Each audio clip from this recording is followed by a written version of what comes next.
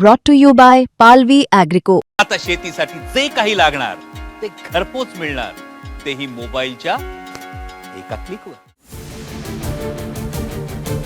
अजित पवारांच्या मुलाला पोलीस वाचवतायत का? जमीन घोटाळा प्रकरणाच्या गुन्ह्यात पार्थ पवारांचं नाव का नाही? हायकोर्टाची तपास यंत्रणांसह फडणवीस सरकारवर प्रश्नांची सराबत्ती. पुण्याच्या कोरेगाव पार्कमधील महार वतन जमीन घोटाळ्याप्रकरणी बुधवारी मुंबई हायकोर्टात सुनावणी पार पडली. या प्रकरणातील आरोपी शीतल तेजवानीने दाखल केलेल्या अटकपूर्व जामिनावर बुधवारी न्यायमूर्ती माधव जामदार यांच्यापुढे सुनावणी होती. आमिडिया कंपनीत उपमुख्यमंत्री अजित पवारांचे पुत्र पार्थ पवारांची अधिक भागीदारी आहे, पण सर्वाधिक भागीदारी असूनही पार्थ पवारांचं नाव FIRमध्ये नसल्याची दखल हायकोर्टाने घेतली.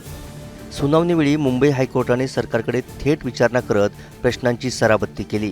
पुणे जमीन घोटाळा प्रकरणातील गुन्ह्यात उपमुख्यमंत्री अजित पवारांचा मुलगा पार्थ पवारांचं नाव का नाही? पोलीस पार्थ पवारांना वाचवतायत का? असा थेट सवाल मुंबई हायकोर्टाने तपास यंत्रणेसह सरकारला केला. यावर पुणे पोलिसांनी तपास सुरू असल्याचं उत्तर दिलं. शीतल तेजवानीने संबंधित सत्र न्यायालयात जामिनासाठी अर्ज दाखल केलाय आणि त्याच मागणीसाठी हायकोर्टातही अर्ज दाखल केलाय. ही बाब सरकारी वकिलांनी हायकोर्टाच्या निदर्शनास आणली.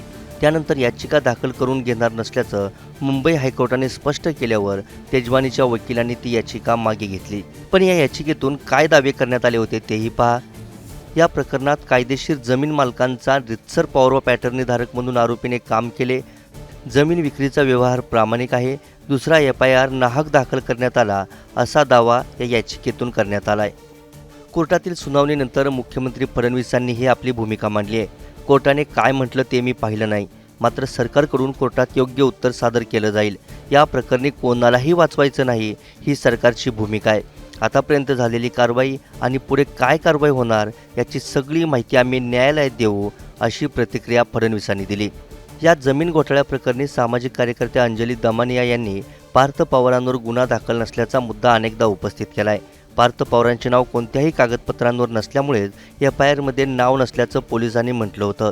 पण हायकोर्टातील सुनावणीवेळी पुन्हा एकदा पार्थ पवारांचे नाव चर्चेत आल्यानं पोलिसांच्या FIRमध्ये सुद्धा पार्थ पवारांचं नाव येणार का, हे पुढच्या सुनावणीवेळीच कळेल.